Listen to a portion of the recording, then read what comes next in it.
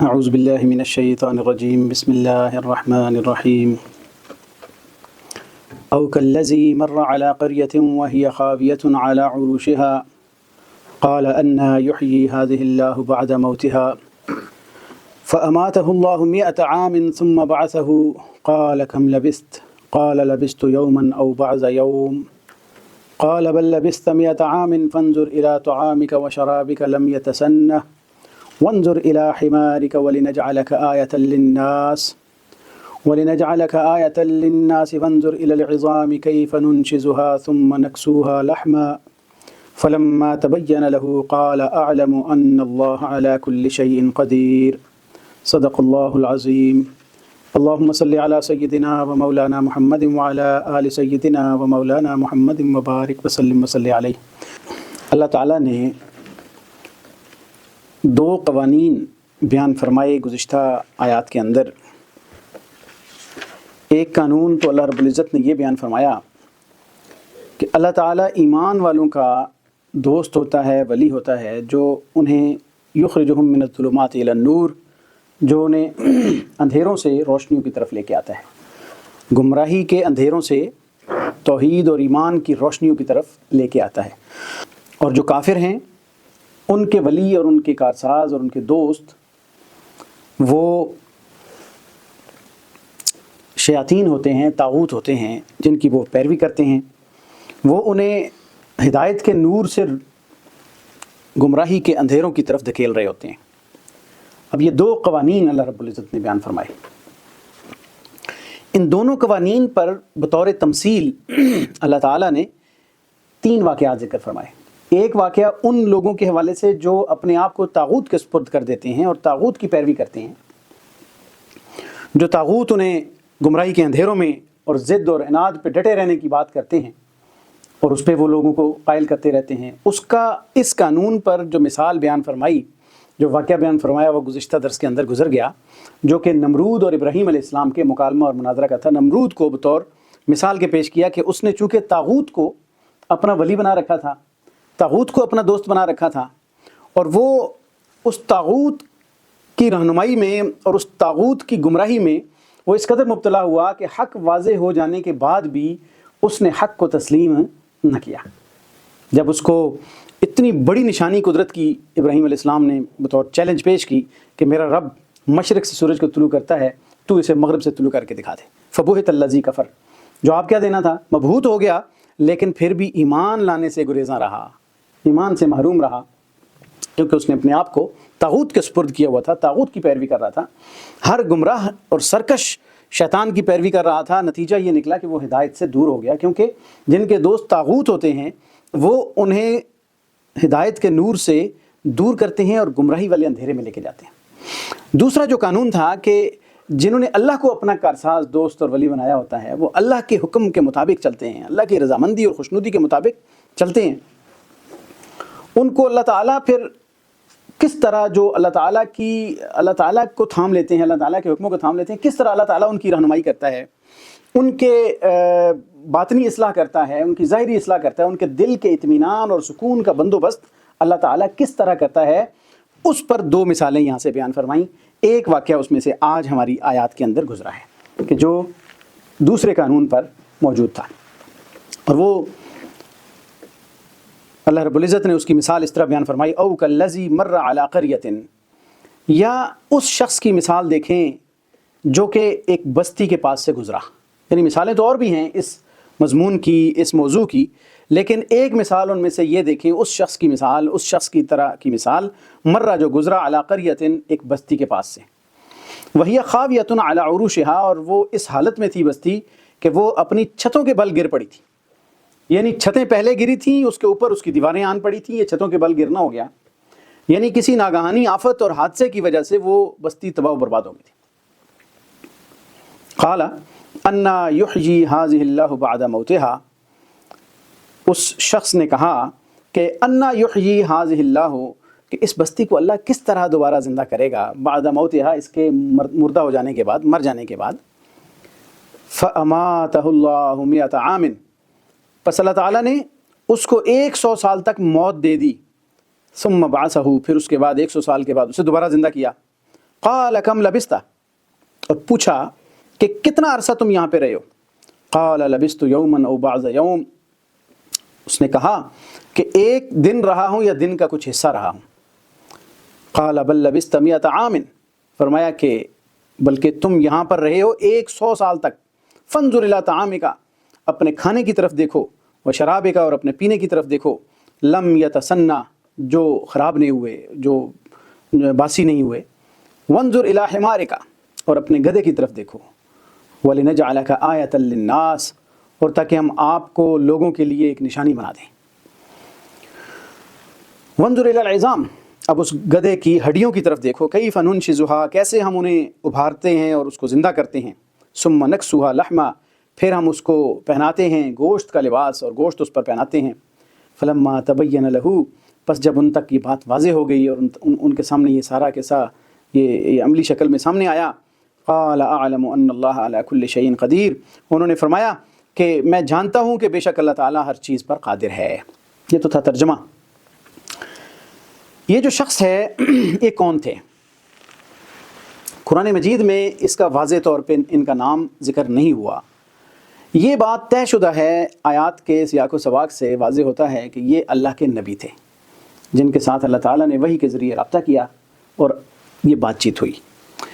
تعین کرنا کہ یہ کون سے نبی ہیں یقینی بات نہیں ہے، لیکن اکثر مفسرین نے لکھا ہے کہ یہ حضرت عزیر علیہ السلام تھے۔ حضرت عزیر علیہ السلام بنی اسرائیل کے پیغمبروں میں سے ہیں، اور تورات کے بہت بڑے عالم اور حافظ تھے یہ تورات کے۔ بخت نصر ایک بادشاہ تھا اس زمانے میں، جس نے حملہ کیا اور بیت المقدس اور اس کے ساتھ بستیوں کو تاخت و تاراج کر دیا، بہت سارے لوگوں کو گرفتار کر کے لے گیا، ان میں حضرت عزیر علیہ السلام بھی تھے، ان کو بھی گرفتار کر کے لے گیا۔ یہ کچھ عرصہ گرفتار رہے، پھر ان کو رہائی مل گئی۔ اس کے بعد جب یہ گزرے بیت المقدس کے پاس سے اور ایک اور بستی کے پاس سے گزرے، یا بیت المقدس ہی اس سے مراد لیا جا سکتا ہے، تو انہوں نے اللہ تعالیٰ سے اس بستی کے بالکل ختم ہو جانے کے بعد، اوندے منہ پڑی ہوئی تھی اس کی عمارتیں اور اس کے بندے جو ہیں نا وہ مار دیے گئے تھے اور بستی کو تباہ کر دیا گیا تھا، تو اللہ تعالیٰ کی طرف سے اللہ کی قدرت کا مشاہدہ کرنے کے لیے وہ نبی اللہ تعالیٰ سے سوال کرتے ہیں کہ اللہ تعالیٰ انا یحیی ھذہ اللہ بعد موتہا، اس بستی کے مر جانے کے بعد اس کو کیسے اللہ تعالیٰ دوبارہ زندہ کرے گا؟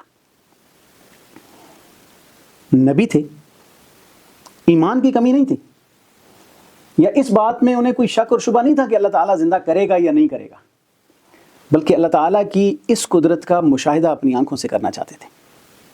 عین الیقین ایک ہوتا ہے اطمینان قلب کے لیے کہ نبی نے دعوت دینی ہوتی ہے دنیا کو، اور وہ جب عملی مشاہدہ کر لیتا ہے کسی ایسی اللہ کی قدرت کا وہ نبی، تو پھر اتنے زور و شور کے ساتھ اس کی دعوت دیتا ہے کہ خود اپنی آنکھوں سے بھی دیکھ چکا ہوتا ہے۔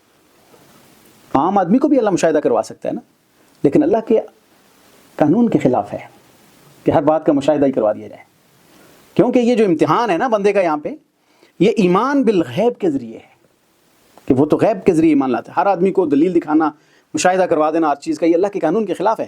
لیکن انبیاء کی بات اور ہوتی ہے، انبیاء علیہ السلام کو اللہ تعالیٰ یہ مشاہدات، وہ تو ایمان بالغیب کے امتحان پر دنیا میں ہی پورا اتر چکے ہوتے ہیں، وہی آتی ہے اللہ تعالیٰ کے ہر حکم کے آگے سر تسلیم خم کرتے ہیں۔ انبیاء علیہ السلام سب سے پہلے خود ایمان لاتے ہیں، پھر اپنی امت کے ایمان لانے کی فکر میں لگ جاتے ہیں اور اس پر تکلیفیں برداشت کرتے ہیں۔ تو نبیوں کو اللہ مشاہدہ کروا دیتا ہے۔ جو باس بعد الموت کا مشاہدہ ہے، یہ اللہ تعالیٰ نے کئی انداز سے قرآن مجید میں کروایا ہے۔ بہت سارے واقعات قرآن مجید میں ایسے ہیں جو صرف اس لیے رونما ہوئے کہ اس وقت کے لوگوں کو مرنے کے بعد دوبارہ زندہ ہونے کا یقینی طور پہ پتہ دے دیا جائے، معلومات مل جائیں ہمیں۔ جیسے کوہ طور پر جو موسیٰ علیہ السلام کے ساتھ وہ ان لوگوں کا واقعہ آیا تھا جن کو سرداروں کو موت آ گئی تھی، اللہ تعالیٰ نے دوبارہ زندہ کیا، تو وہاں پہ بھی یہ میسج ہے۔ گائے کے ذبح کرنے کا واقعہ تھا، اس میں ایک شخص کا زندہ ہونا اور پھر اس کے بعد دوبارہ مر جانا، اللہ تعالیٰ نے وہ بھی ایک قدرت کا مشاہدہ دیا۔ پہلے ایک واقعہ گزرا ہے کہ کئی ہزاروں کی تعداد میں بنی اسرائیل کے لوگ تھے، وہ نکلے گھروں سے مر گئے، اللہ تعالیٰ نے انہیں موت دے دی، پھر انہیں دوبارہ زندہ کر دیا لوگوں کے مشاہدے کے لیے اور ان کی جو ہے نا وہ یقین کے لیے۔ ایسی بہت ساری مثالیں ذکر ہوئی ہیں قرآن مجید میں، یہ مثال بھی انہی میں سے ایک ہے۔ تو ان کا یہ سوال ایمان کی کمی کی وجہ سے نہیں تھا، بلکہ یقین قلب کے لیے تھا، اطمینان قلب کے لیے تھا مشاہدہ کرنا چاہتے تھے، عین الیقین کرنا چاہتے تھے، تو انہوں نے یہ ویسے تو تعصف اور افسوس بھی کیا کہ دیکھیں جی بستی بالکل تباہ کر دی گئی ہے، اب یہ کیسے دوبارہ زندہ ہوگی، اور اس میں یہ مقصد بھی تھا۔ اللہ تعالیٰ نے اپنے اس نبی کی اس بات کو اس نبی تک واضح کرنے کے لیے اور اس نبی کے اس واقعہ کو دیگر انسانیت تک واضح کرنے کے لیے اور نشانی بنانے کے لیے اللہ تعالیٰ نے فَأَمَاتَهُ اللَّهُ مِئَةَ عَامٍ، اس کو 100 سال تک موت دے دی۔ وہ بستی کے قریب ہی کسی جگہ پہ اللہ تعالیٰ نے انہیں وہاں پہ موت دے دی۔ کھانا زاد راہ اپنے ساتھ لے کر گئے ہوئے تھے، اور وہ تفسیر ابن کثیر میں لکھا ہے کہ وہ جو کھانا تھا وہ انجیر تھے، انگور تھے، اور کچھ پھلوں کا رس تھا ان کے پاس جو وہ اپنے ساتھ زاد راہ کے طور پہ لے کے چل رہے تھے، وہ بھی تھا ان کا، اور جس گدھے پر سواری کر کے آئے تھے وہ بھی ان کے ساتھ تھا۔ تو ایک جگہ پہ اللہ تعالیٰ نے انہیں فَأَمَاتَهُ اللَّهُ مِئَةَ عَامٍ، اللہ تعالیٰ نے انہیں 100 سال تک موت دے دی۔ 100 سال گزر گئے، ثم بعثه، پھر اس نبی کو اللہ تعالیٰ نے دوبارہ زندہ کر کے اٹھایا۔ یہ اللہ کی قدرت کی نشانی ہے کہ اللہ تعالیٰ اس 100 سال عارضی موت دے دی، اور پھر اس کے بعد اللہ تعالیٰ نے اس کو زندہ کر کے اٹھا دیا۔ اور پھر پوچھا اللہ تعالیٰ نے بذریعہ فرشتہ پوچھا، فرشتہ نبی اور اللہ کے درمیان ذریعہ ہوتے ہیں رابطے کا، اللہ تعالیٰ براہ راست بھی کلام کرتا ہے لیکن فرشتے کے ذریعے پوچھا، قال کم لبثت، کتنا عرصہ یہاں پہ رہے ہو؟ اب عزیر علیہ السلام جب آئے تھے تو صبح کا وقت تھا، جس وقت یہ سوال ہوا اور اللہ تعالیٰ کی قدرت ان پہ طاری ہوئی، اور جب اٹھے تھے تو اس وقت شام کا دھندلکا تھا، تو انہیں یہی لگا کہ صبح آیا ہوں اور شام ہو گئی ہے، تو فرمانے لگے کہ قال لبثت یومن، وہ کہتے ہیں ایک دن رہا ہوں، او بعض یوم، یا دن کا بھی کچھ حصہ رہا ہوں، کیونکہ صبح آیا تھا اور ابھی شام ہو گئی ہے۔ اللہ نے فرمایا قال بل لبثت 100 عام، فرمایا کہ نہیں، ایسی بات نہیں ہے، بلکہ تم یہاں پہ 100 سال تک رہے ہو۔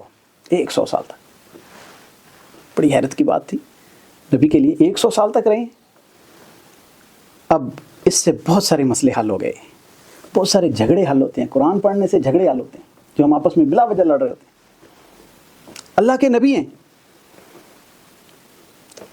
موت آ گئی، زمین کے نیچے بھی نہیں ہے، بلکہ اللہ تعالیٰ نے ان کو زمین کے اوپر رکھا ہوا ہے۔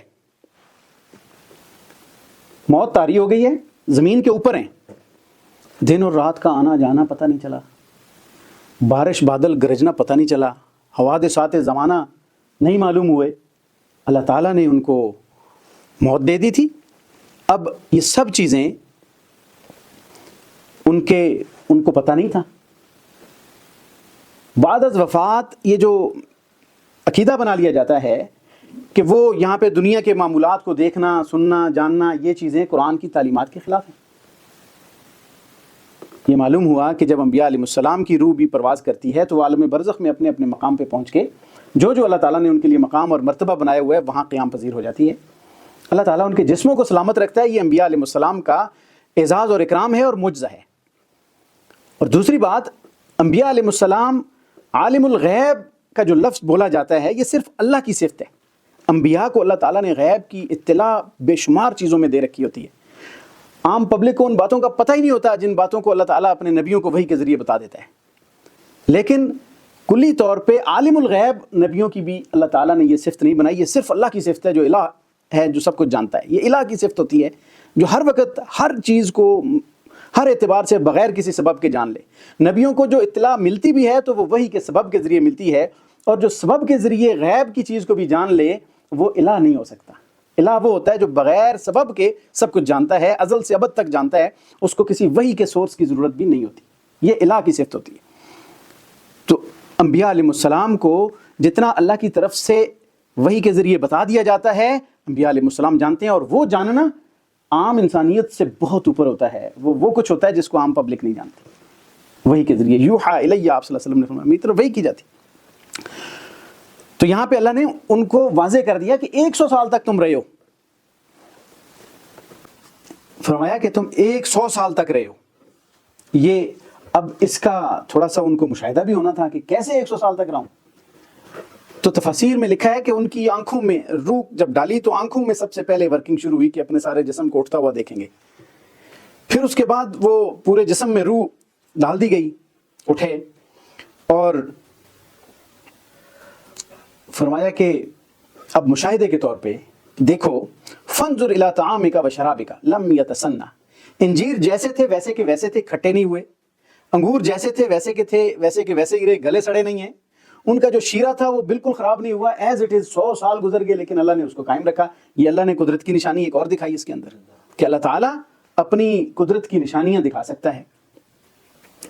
وانظر الی حمارک، اور فرمایا ذرا اپنے گدھے کی طرف تو دیکھو، جو گدھا تھا اس کی ہڈیاں بکھری پڑی تھیں دائیں بائیں، ادھر اتنی زیادہ بوسیدہ ہو چکی تھی کہ ان کی سفیدی نظر آ رہی تھی۔ تو فرمایا کہ اس گدھے کی طرف تو دیکھو، مر کے جو ہے نا ہڈیاں اس کی بوسیدہ ہو چکی ہیں اور بکھر چکی ہیں، ان کو ہم کیسے زندہ کریں گے، ذرا یہ تو دیکھو۔ اور وَلِنَجْعَلَكَ آیَةً لِلنَّاسِ، اور آپ کو بھی اس لیے یہ دوبارہ زندہ کیا اور یہ موت دی اور یہ سارا کچھ واقعہ اس لیے ہو رہا ہے تاکہ آپ کو بھی لوگوں کے لیے نشانی بنا دیا جائے، لوگوں کے لیے اس آپ کے مرنے اور جینے کو ایک نشانی کے طور پہ پیش کیا جائے۔ اب وہ جو فرمایا تھا کہ اپنے گدھے کی طرف دیکھو، تو اب اس گدھے کا جو عمل شروع ہوا، اللہ تعالیٰ نے ہوا چلائی اور ہوا کے ذریعے ہڈیاں جمع ہوئیں، جمع ہو کے ایک ڈھانچے کی شکل بن گئی۔ فرمایا وانظر الی العظام کیف ننشزها، دیکھو ہڈیوں کی طرف کہ کیسے ہم انہیں جمع کرتے ہیں، انہیں اکٹھی کرتے ہیں۔ ثم نکسوها لحما، پھر ہم اس پر کس طرح گوشت چڑھاتے ہیں، ہڈیوں کا ڈھانچہ بنا، گدھے کا سا ڈھانچہ بن گیا، اور اس کے اوپر جو ہے نا اللہ تعالیٰ نے گوشت چڑھانا شروع کر دیا، گوشت پٹھے رگیں وہ بننا شروع ہو گئی۔ یہ بہت بڑی اللہ تعالیٰ کی قدرت کی نشانی تھی۔ عزیر علیہ السلام دیکھ رہے ہیں، مشاہدہ کر رہے ہیں کہ یہ کیا ہو رہا ہے۔ وہ جو سوال کیا تھا اس کو اللہ تعالیٰ نے اس انداز سے جواب ان کو مشاہدہ کروانا شروع کیا ہوا ہے۔ وانظر الی العظام کیف ننشزها، کیسے ہم انہیں زندہ کرتے ہیں، اٹھاتے ہیں۔ ثم نکسوها لحما، پھر ہم اس کو گوشت پہنا دیتے ہیں۔ فلما تبین له، جب وہ ڈھانچہ تیار ہو گیا، اللہ تعالیٰ نے فرشتے کو حکم دیا کہ اس نے جا کے اس کے نتنے میں پھونک ماری تو وہ گدھا کھڑا ہو گیا اور آوازیں نکالنے لگ گیا۔ اللہ تعالیٰ نے یہ نشانی وہ واضح کر دی۔ فلما تبین له، اب جب اتنی بڑی قدرت کی نشانی کہ کیسے مر کے زندہ ہونا ہے، اس کا عملی مشاہدہ نبی نے کر لیا اور واضح ہو گیا۔ فلما تبین له، جب ان تک یہ بات واضح ہوگی، بات پوری ہو گئی، نشانی کمپلیٹ ہو گئی، تو قال اعلم، اب انہوں نے یہ فرمایا کہ میں پہلے بھی ایمان تو تھا، جانتے تھے اللہ تعالیٰ ہی سب کچھ کر سکتا ہے، سب کچھ کرنے پہ قادر ہے، مردوں کو زندہ کرنے پہ، بستیوں کو زندہ کرنے پہ اللہ ہی قادر ہے۔ لیکن جب یہ بات ہوئی تو انہوں نے فرمایا کہ اعلم، میں جانتا ہوں، ان اللہ علی کل شیء قدیر، کہ بے شک اللہ تعالیٰ ہر چیز پر قادر ہے۔ وہ قادر علی کل قادر ہے، جو ہر چیز پر قادر ہے، وہ کائنات پوری کے نظام کو چلانے والا ہے، پوری کائنات کے نظام کو کنٹرول کرنے والا ہے، مردوں کو زندہ کرنے والا ہے، وہ ان تمام قسم کی نشانیوں کو دکھانے پہ قادر ہے، اور وہ اس پر میرا یقین اور زیادہ گویا کہ پختہ ہو گیا ہے۔ یہ عزیر علیہ السلام نے بعد میں یہ ارشاد فرمایا کہ گویا کہ اپنے ایمان کا اظہار کیا کہ اب تو عینی مشاہدہ بھی ہو گیا، اور دل اور زیادہ مطمئن ہو گیا اللہ تعالیٰ کی اس قدرت پر کہ اللہ تعالیٰ کیسے زندہ کرے گا۔ اب ادھر سے بستی کو بھی تو یہ میسج کنوے ہونا چاہیے تھا۔ ہوا کہ آ کے عزیر علیہ السلام اٹھے اور گدھے کو ساتھ لیا، بیت المقدس میں چلے گئے۔ جب بیت المقدس میں پہنچے تو ان کی عمر تو وہیں پہ رک گئی تھی، یہ ابھی اسی اپنی جوانی کی حالت میں تھے، اور ان کی اولادیں بھی بوڑھی ہو چکی تھیں۔ تو لوگوں نے انہیں پہچاننے سے انکار کر دیا کہ یہ، انہوں نے کہا جی میں عزیر ہوں، اللہ کا نبی ہوں۔ انہوں نے کہا جی عزیر تو سنا تھا ہم نے، وہ بہت پہلے ادھر سے جب وہ بستی تاخت و تاراج ہوئی تھی اور وہ چلے گئے تھے کہیں، ہمیں پتہ آتا ہی نہیں ہے ان کا۔ انہوں نے کہا میں عزیر ہوں۔ بات بڑوں تک پہنچ گئی، بڑے لوگ جو ان کے پرانے بزرگ تھے وہ آئے، تو انہوں نے جب پوچھا کہ کیسے آپ عزیر ہیں، تو کچھ ان میں سے ایسے بزرگ تھے جنہوں نے کہا کہ اگر تم عزیر ہو تو عزیر کی ایک نشانی تھی کہ اسے تورات پوری کی پوری یاد تھی۔ پہلے یہ جو آسمانی کتابیں ہوتی تھیں نبیوں کو یاد ہوتی تھی، اللہ تعالیٰ نے اس امت کے لیے ہمارے بچے کو قرآن مجید حفظ کرنے کی جو ہے وہ اعزاز بخشا ہے اور صلاحیت دی ہے، اور قرآن کے اندر یہ معجزہ رکھا ہے کہ یہ سب کو یاد ہو جاتا ہے۔ تو اگر تم پوری تورات سنا دیتے ہو تو پھر ہم تمہیں عزیر مان لیں گے، کیونکہ وہ اور کسی کے پاس کوالٹی نہیں تھی۔ عزیر علیہ السلام تو حافظ تورات تھے، لگ گئے تورات سنانے کے لیے، ساری تورات سنا دی۔ تو پھر انہیں یقین ہوا کہ یہ حضرت عزیر علیہ السلام ہے۔ پھر انہوں نے اپنا قصہ سارا سنایا، اور ان کو بھی باس بعد الموت، اور مرنے کے بعد زندہ ہونے کی ایک عملی نشانی ان کے سامنے آ گئی وَلِنَجْعَلَكَ آیَةً لِلنَّاسِ، تاکہ ہم آپ کو بنائیں لوگوں کے لیے نشانی. اور وہ اس طرح بنائی کہ ان کو مرنے کے بعد دوبارہ زندہ ہونے کا یقین ہو گیا. خود حضرت عزیر علیہ السلام کو بستی کے دوبارہ 70 سال کے بعد دوبارہ بیت المقدس واپس فتح کر لیا تھا بنی اسرائیلیوں نے. اس میں آ کے آباد ہو گئے تھے، اس کو دوبارہ آباد کر لیا. وہاں پہ بہترین انداز میں وہ جو ہے وہ ان کی آباد کاری ہو گئی. اور اس کے 30 سال کے بعد اللہ تعالیٰ نے پھر انہیں زندہ کر کے تو ان کے اندر دوبارہ بھیجا. اس وقت تک مکمل آبادی جو ہے وہ اپنی رونقوں کے ساتھ دوبارہ عروج پہ تھی. تو اللہ تعالیٰ نے سب کچھ زندہ کرنے کا اور بستیوں کو زندہ کرنے کا اور انسانوں کو زندہ کرنے کا اللہ نے عملی مشاہدہ کروایا حضرت عزیر علیہ السلام کو. پھر ان لوگوں کے اندر حضرت عزیر علیہ السلام وہیں پہ بیت المقدس میں قیام پذیر ہوئے. تو یہ اللہ نے ایک قدرت کی نشانی دکھائی کہ یہ اللہ کے نبی تھے، اللہ ان کا ولی تھا، اللہ کو کارساز بنایا ہوا تھا، اللہ کو دوست بنایا ہوا تھا، انابت تھی، ہدایت کے طلبگار تھے، ہدایت کی خواہش میں رہتے تھے، حق بات کو جانچنے میں لگے رہتے تھے، اور اللہ تعالیٰ کو اپنا ولی بنایا ہوا تھا. تو اللہ نے انہیں ایک ایسے روشنی دکھائی کہ ان کی خواہش پہ اللہ تعالیٰ نے ان کے اطمینان قلب کے لیے اتنا بڑا بندوبست کر دیا. اتنی بڑی مثال، اتنی بڑی جو ہے نشانی دکھا دی. یہ اللہ تعالیٰ کی قدرت کی نشانیاں ہیں. اللہ تعالیٰ انبیاء علیہ السلام پہ ظاہر کرتا ہے، اور انبیاء علیہ السلام اس کے ذریعے مزید یقین کے ساتھ لوگوں کو دعوت دیتے ہیں اور لوگوں کو اللہ کے پیغام کی طرف بلاتے ہیں. تو یہ مثال دے کر اللہ رب العزت نے یہ فرمایا کہ جو دل کے اطمینان کے ساتھ اللہ کو اپنا ولی بناتا ہے، اللہ تعالیٰ اس کو کئی طرح سے اطمینان بخشتا ہے، اور ان کو اللہ تعالیٰ ہدایت کی روشنی اور توحید کے نور سے منور کرتا رہتا ہے، اور شرک اور گمراہی اور ضلالت کے اندھیروں سے اللہ تعالیٰ انہیں دور رکھتا ہے، اور ان کو اللہ تعالیٰ اپنی خاص مدد سے نوازتا ہے. ایک اور مثال اسی قانون پر آگے بیان کی گئی ہے جو کہ حضرت ابراہیم علیہ السلام سے متعلقہ ہے. انشاءاللہ العزیز اگلے درس میں اس کا بیان ہوگا. اللہ تعالیٰ سے دعا ہے کہ اللہ تعالیٰ ہمیں قرآن مجید کی سمجھ نصیب فرمائے. وآخر دعوانا ان الحمد للہ رب العالمین.